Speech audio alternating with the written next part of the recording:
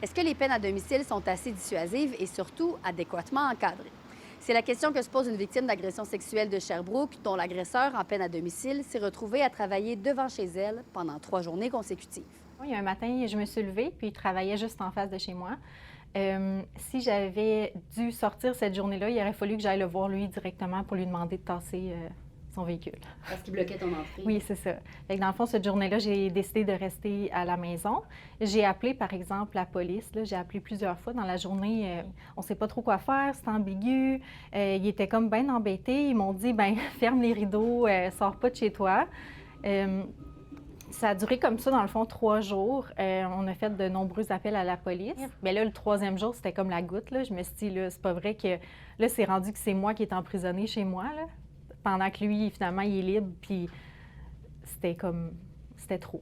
Malheureusement, je ne trouve pas que c'est étonnant parce qu'on a beaucoup d'échos de la part de victimes, justement, que les interdits de contact sont pas respectés, que les procédures sont pas claires. Pour sa part, le service de police de Sherbrooke nous dit avoir recueilli la plainte de la victime lors de la première journée et l'avoir transférée au directeur des poursuites criminelles et pénales, qui a stipulé qu'il n'y avait pas matière à déposer des accusations. Le SPS n'a pas voulu en dire davantage et le DPCP n'a pas voulu commenter.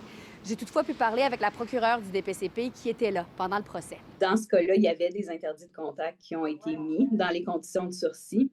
Donc, il y avait des interdits d'être au domicile de la victime. L'autre aspect, c'est qu'il faut toujours qu'il y ait une intention aussi de la part de l'accusé. Est-ce qu'il savait où est-ce que vous habitiez? On ne sait pas exactement, mais son agent de probation est supposé de s'arranger pour que là où il travaille, ce ne soit pas en face de chez moi. Ou s'il ne sait pas, les policiers sont quand même censés d'aller le tasser, tu sais. La répartition qui prend les appels, les patrouilleurs qui se déplacent sur les lieux sont pas nécessairement toujours outillés pour répondre à ce genre de situation-là. Je pense qu'il n'y a pas nécessairement de formation, puis on dirait qu'un peu tout le monde se lance la balle, puis personne ne sait comment agir, qui doit agir. Puis ça fait en sorte qu'en fait, la victime, bien, il n'y a pas d'actions qui sont prises, puis elle a peur pour sa sécurité et avec raison. J'avais plaidé au juge qu'une peine de 36 mois, donc 3 ans, était la peine appropriée dans le dossier. Donc une peine de Et prison. exactement, une peine de prison de 3 ans.